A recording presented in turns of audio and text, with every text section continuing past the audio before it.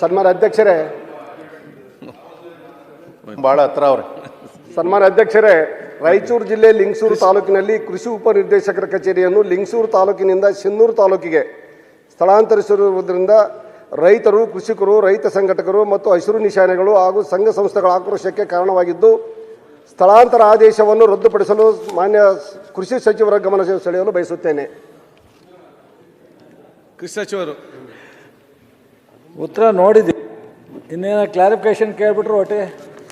ಸನ್ಮಾನ್ಯ ಅಧ್ಯಕ್ಷರೇ, ನಾನು ಮನವಿ ಮಾಡ್ಕೊಳ್ಳೋದಿಷ್ಟೇ, ಲಿಂಗಸೂರು ತಾಲೂಕಿನಲ್ಲಿರ್ತಕ್ಕಂಥ ಉಪ ನಿರ್ದೇಶಕರ ಕಚೇರಿಯನ್ನು ಸಿನ್ನೂರಿಗೆ ಸ್ಥಳಾಂತರ ಮಾಡ್ತಕ್ಕಂಥದ್ದು ಯಾರೋ ನಮ್ಮ ಸಚಿವರಿಗೆ ಅಧಿಕಾರಿಗಳು ತಪ್ಪು ಮಾಹಿತಿಯನ್ನು ಕೊಟ್ಟು ಸಚಿವರ ಹೆಸರು ಕೆಡಿಸ್ತಕ್ಕಂಥ ಕೆಲಸ ಮಾಡ್ತಾ ಇದ್ದಾರೆ.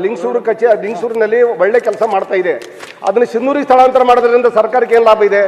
ಲಿಂಗಸೂರಿನಲ್ಲಿ ಇರ್ತಕ್ಕಂಥ 200 ಬೆಡ್ ಆಸ್ಪತ್ರೆ ಕಸ್ಕೊಂಡ್ರು, ಇವತ್ತು ಕೃಷಿ ನಿರ್ದೇಶಕರ ಕಚೇರಿ ಕೈ ಹಾಕಿದ್ದಾರೆ. ಮತ್ತೀಗ ಏನು ಈ ಸರ್ಕಾರಕ್ಕೆ ಬೇರೆ ಕಡೆ ಎಲ್ಲಿ ಯಾವ ಜಿಲ್ಲಾ ಯಾವ ತಾಲೂಕುಗಳು ಕಾಣೋದಿಲ್ಲವ? ಲಿಂಗಸೂರು ತಾಲೂಕಿನ ಈ ಸರ್ಕಾರಕ್ಕೆ ಟಾರ್ಗೆಟ್ ಆಗಿದೆಯಾ?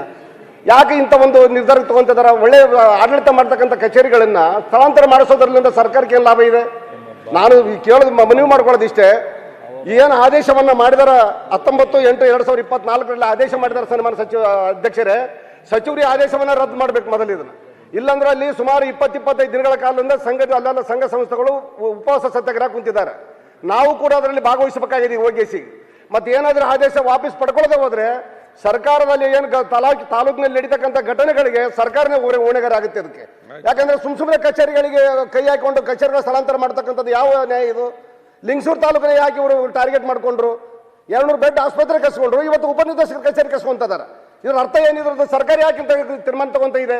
ನಾನು ಮನವಿ ಮಾಡ್ಕೊಳ್ಳೋದಿಷ್ಟೇ, ಯಾವುದೇ ಕಾರಣಕ್ಕ ಕೃಷಿ ನಿರ್ದೇಶಕರ ಕಚೇರಿಯನ್ನ ನಾವು ಅಲ್ಲಿ ಸ್ಥಳಾಂತರ ಆಗಕ್ಕೆ ಬಿಡಲ್ಲ. ಸ್ಪಷ್ಟ ಹೇಳಿದಾರಲ್ಲ, ಕಚೇರಿ ಸ್ಥಳಾಂತರಗೊಂಡಿರುವುದಿಲ್ಲ ಹಾಗೂ ಲಿಂಗಸೂರಿನಲ್ಲಿ ಕಾರ್ಯನಿರ್ವಹಿಸಿ ಹೇಳಿದಾರಲ್ಲ ಸರ್. ಆದೇಶ ರದ್ದು ಮಾಡ್ಬೇಕಲ್ಲ, ಆದೇಶ ವಾಪಸ್ ತಗೋಬೇಕಲ್ಲ, ಅದನ್ನ ಹಂಗೆ ಉಳಿಸ್ಕೊಂಡ್ರೆ ಅಂದ್ರೆ ಅದು ಮತ್ತೆ ಗೊಂದಲಕ್ಕೀಡಾಗುತ್ತೆ ಅಧ್ಯಕ್ಷರೇ.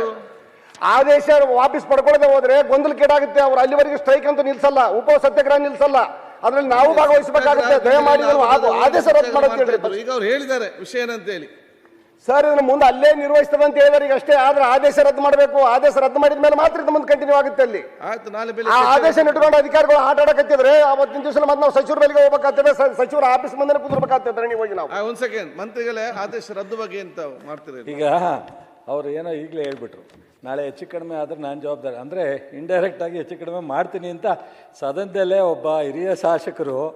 ಒಂದು ನಿಮಿಷ ಕೂತ್ಕೊಳ್ಳಿ ದಯಮಾಡಿ. ನೀವು ಸರಿ ಅಂದರೆ ನಂದೇನು ಅಭ್ಯಂತರ ಇಲ್ಲ, ಅಧ್ಯಕ್ಷರಿದ್ದಾರೆ. ಬಟ್ ಆದರೆ ಯಾವುದೇ ವಿಚಾರನ ವಿಕೋಪಕ್ಕೆ ಹೋಗೋದಕ್ಕಿಂತ ಮುಂಚಿತವಾಗಿ ಮಾಡಿ, ಅಥವಾ ಇದು ಸರಿ ಏನು ಚರ್ಚೆ ನಿಮ್ಗೆ ಹೇಳೋಕ್ಕೆ ಹಕ್ಕಿದೆ ಹೇಳಿ.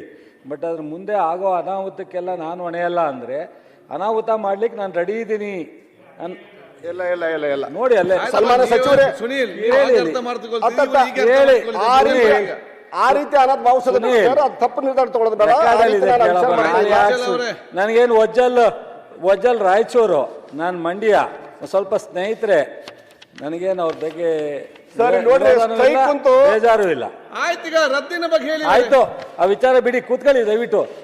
ಈಗ ಮಾನ್ಯ ಅಧ್ಯಕ್ಷರೇ, ಆಡಳಿತಾತ್ಮಕವಾಗಿ ಕೆಲವು ವಿಚಾರಗಳನ್ನ ಸರ್ಕಾರ ತಗೊಳುತ್ತೆ. ಹಿಂದೆ ಈಗ ಹಾಸ್ಪಿಟ್ಲ್ ಹೋಗಿದೆ ಸಿಂಧನೂರಿಗೆ ಅಂತ ಹೇಳಿದ್ದಾರೆ ಲಿಂಗಸೂರಿಂದ. ಈಗ DD ಆಫೀಸ್ನ ಆದೇಶ ಮಾಡಿದ್ದಾರೆ ಅಂತ. ಕೆಲವು ಅಲ್ಲಿ 3-4 ತಾಲೂಕು ಸೆಂಟ್ರು ಸಿಂಧನೂರು ಬರುತ್ತೆ ಅಂತ ಏರಿಯಾ ಕೃಷಿನ ಭೂಮಿಗಳು 1,10,000 ಅಲ್ಲಿ ಇರಿಗೇಟೆಡ್ ಲ್ಯಾಂಡು 55,000 ಹೆಕ್ಟ್ರ್ ಇದೆ. ಕುಷ್ಕಿ 55,000 ಇದೆ. ಇವರು ಲಿಂಗಸೂರಿನಲ್ಲಿ 16,000 ನೀರಾವರಿ ಇದೆ, 76,000 ಇದೆ, 90,000 ಅದು 1,20,000 ಏರಿಯಾ ಇದೆ. ಇವೆಲ್ಲ ಹಲವಾರು ಕಾರಣದಿಂದ ಒಂದು ಪ್ರಪೋಸಲ್ ಬಂದಾಗ ನಾವು ನೋಡಿದಾಗ ಬಹುಶಃ ಅಲ್ಲಿ ಹೆಡ್ ಕ್ವಾರ್ಟರ್ ಕೊಡ್ತಕ್ಕಂಥ ಸೂಕ್ತ ಅಂತ. ಈಗ ಕೃಷ್ಣ ಬೈರೇಗೌಡರು ಹೇಳಿದ್ರೆ ಚಿಕ್ಕೋಡಿ, ಈ ಥರದ್ದು ಏನೋ ಒಂದು ಬೇಡಿಕೆ ಬಂದಾಗ ಅಲ್ಲಿ ಏರಿಯಾ ಇಲ್ಲಿ ಏರಿಯಾ ಅಥವಾ ಅಲ್ಲಿ ಸೂಕ್ತನ ಅನ್ನೋದನ್ನು ಆಲೋಚನೆ ಮಾಡಿ ಆದೇಶ ಮಾಡಿತ್ತು. ಮೊನ್ನೆ ಕೋಡಳ್ಳಿ ಚಂದ್ರಶೇಖರ್ ನೇತೃತ್ವದಲ್ಲಿ ರೈತ ಸಂಘಟನೆಯವರು ನನಗೆ ಬೆಂಗಳೂರಿಗೆ ಬಂದು ಭೇಟಿ ಮಾಡಿದರು. ಸದ್ಯಕ್ಕೆ ನಾನು ಸ್ಟಾಪ್ ಮಾಡಿಸಿದ್ದೀನಿ. ನಾನು ಮತ್ತೆ ಅಧಿಕಾರಿಗಳಿಂದ ವರದಿ ಕೇಳಿದ್ದೀನಿ. ಸೊ ಇದನ್ನೆಲ್ಲ ಪೂರ್ತಿ ಅವಲೋಕನ ಮಾಡಿ ನನಗೊಂದು ವರದಿ ಕೊಡಿ ಅಂತ.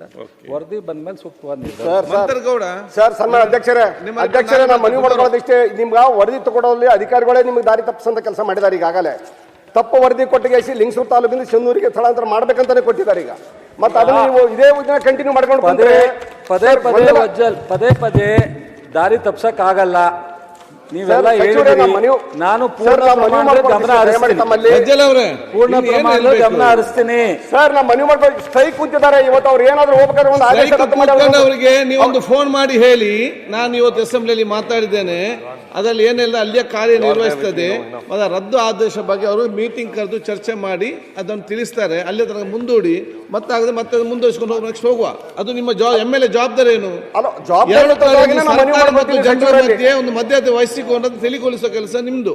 ಈಗ ಅವ್ರು ಉತ್ತರ ಕೊಟ್ಟಿದ್ದಾರೆ, ಅಲ್ಲೇ ಕಾರ್ಯನಿರ್ವಹಿಸ್ತದೆ ಅಂತೇಳಿ. ಸದನದ ಉತ್ತರ ಕೊಟ್ಟ ನಂತರ ಸದನ ಚೇಂಜ್ ಮಾಡ್ಲಿಕ್ಕೆ ಕೂಡ ನಾಳೆ ಆಗುದಿಲ್ಲ. ಯಾಕೆ ಸದನದಲ್ಲಿ ಇಡೀ ಸರ್ಕಾರದ ಪರವಾಗಿ ಉತ್ತರ ಕೊಟ್ಟಿದ್ದಾರೆ. ಅದರ ಮೇಲೆ ಆದೇಶ ರದ್ದುಪಡಿಸುವ ಬಗ್ಗೆ ಅವರು ವರದಿ ತರಿಸ್ತಾರೆ ಅಂತ ಹೇಳಿದ್ದಾರೆ. ಅಲ್ಲಿ ತನಕ ಅವಕಾಶ ಅವ್ರಿಗೆ ಕೊಡಿ ಸರ್. ಯಾವುದೋ ಒಬ್ಬ ರಾಜಕಾರಣಿ ಒತ್ತಡದಿಂದ ಹೋಗಿ ವರದಿಗಳು ಕೊಡ್ತಕ್ಕಂಥ ವ್ಯವಸ್ಥೆ ಆಗ್ತಾ ಇದೆ. ದಯಮಾಡಿ ಅದು ಆಗ್ಬಾರ್ದನ್ನ ನನ್ನ ಮನವಿ ಇದೆ ಅಷ್ಟೇ ನಾನು ಕೇಳ್ತಕ್ಕಂಥದ್ದು. ಯಾವೊಬ್ಬ ರಾಜಕಾರಣಿ ಒತ್ತಡ ಆಗ್ತಂತ ಅಧಿಕಾರಿಗಳು ಅವ್ರ ಪರವಾಗಿ ವರದಿ ಕೊಟ್ಟರೆ ಸರ್ಕಾರ ವರದಿ ಮೇಲೆ ಆದೇಶ ಮಾಡಿದ್ರೆ ಉತ್ತರ ಕೊಡ್ಬೇಕು ಹೇಳಿ ನೀವು ಸರ್. ಆದೇಶ ರದ್ದು ಮಾಡ್ಬೇಕಷ್ಟೇ. ಆದೇಶ ರದ್ದು ಮಾಡಬೇಕು ಹೇಳಿದಾರಲ್ಲ. ಎಲ್ಲಿದೆ ಕಚೇರಿ ಅಲ್ಲೇ ಮುಂದೆ ಕಂಟಿನ್ಯೂ ಆಗ್ತಕ್ಕಂಥ ನಿಮ್ಮ ಕ್ಷೇತ್ರದ ಬಗ್ಗೆ ಮಾತಾಡ್ತೀರಿ, ಮಂತ್ರಿಗಳು ಇಡೀ ರಾಜ್ಯದ ಬಗ್ಗೆ ಆಲೋಚನೆ ಮಾತಾಡ್ತಾರೆ. ವರದಿ ತೆಕ್ಕೊಂಡು ನಿಮ್ಮನ್ನು ಮಾತಾಡೋದು ಹೇಳಿ ಅಲ್ಲೇ ತನಕ ಅಲ್ಲೇ ಮುಂದುವರಿಸಂತ ಹೇಳಿದಾರಲ್ಲ.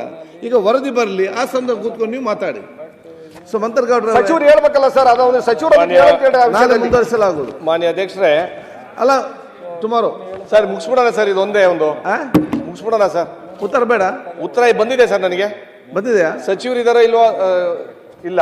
ಬಟ್ ನೀವನ್ else is going to reply. ಸಚಿವರು ಬೇಡ, ಬೇರೆಯವರು ರಿಪ್ಲೈ ಇರ್ತಾರಲ್ಲ ಸರ್, ಯಾರಾದ್ರೂ ಇರ್ಲಿ. ಕನ್ನಡಿಗರ ಮೆಚ್ಚಿನ ನಿಮ್ಮ TV20 ಕನ್ನಡ ವಾಹಿನಿ ಇದೀಗ ಟಿವಿಯಲ್ಲಿ ಲಭ್ಯ.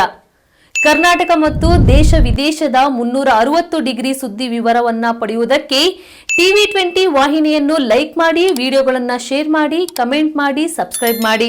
HCN ಕೇಬಲ್ 842 ನಂಬರ್ನಲ್ಲಿ ಹುಕ್ಕೇರಿ ತಾಲೂಕು ಹಾಗೂ ಸಂಕೇಶ್ವರದ ಸುತ್ತಮುತ್ತಲಿನ ಹಳ್ಳಿಗಳಲ್ಲಿ ಲಭ್ಯ.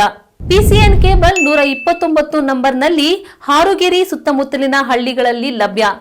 ರಾಯಬಾಗ್ ಡಿಜಿಟಲ್ ಚಾನೆಲ್ ಕೇಬಲ್ 80ನೇ ನಂಬರ್ನಲ್ಲಿ ರಾಯಬಾಗ ತಾಲೂಕಿನ ಸುತ್ತಮುತ್ತಲಿನ ಹಳ್ಳಿಗಳಲ್ಲಿ ಲಭ್ಯ. UDCN ಕೇಬಲ್ ನೆಟ್ವರ್ಕ್ ಉಗಾರ ಸುತ್ತಮುತ್ತಲಿನ ಹಳ್ಳಿಗಳಲ್ಲಿ ನಿಮ್ಮ TV20 ಕನ್ನಡ ವಾಹಿನಿಯೂ ಲಭ್ಯ.